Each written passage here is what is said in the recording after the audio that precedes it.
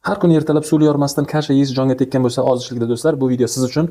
Ovsianixlopiyadan ajoyib pitsa tayyorlaymiz. Kaloriyasi kam, bor yo'g'i 100 grammida 112 kaloriya bor. Dieta uchun juda ham mos va mazali. Videoni oxirigacha ko'ring do'stlar. Siz bilan birgalikda tayyorlaymiz.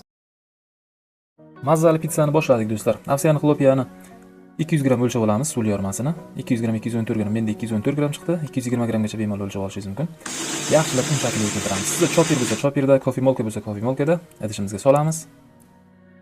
Bunga yarim choy qoshiq razrixlitel solamiz va izidan 1 choy qoshiqda tuz solamiz. Yaxshilab aralashtiramiz. Bunga yana biz universalni ziravor solamiz, priprava, yaxshi aromat uchun. 2 dona o'rtacha pomidorimizni mana shu shaklda to'g'rab olamiz blenderimizga va yaxshilab aralashtiramiz. Buni ham 1 choy qoshiq tuz solamiz.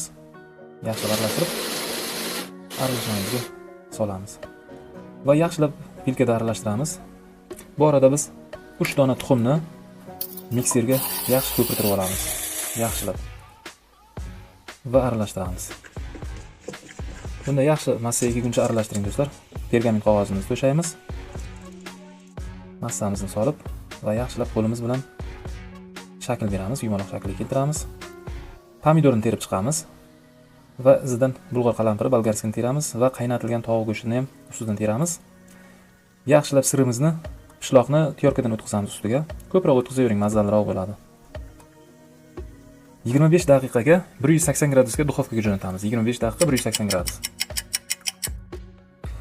25 daqiqadan so'ng tayyor diyetetik pitsamiz. Juda ham mazali do'stlar. Tayyorlab yeb ko'ring. Kaloriyasi 112 kaloriya 100 grammida.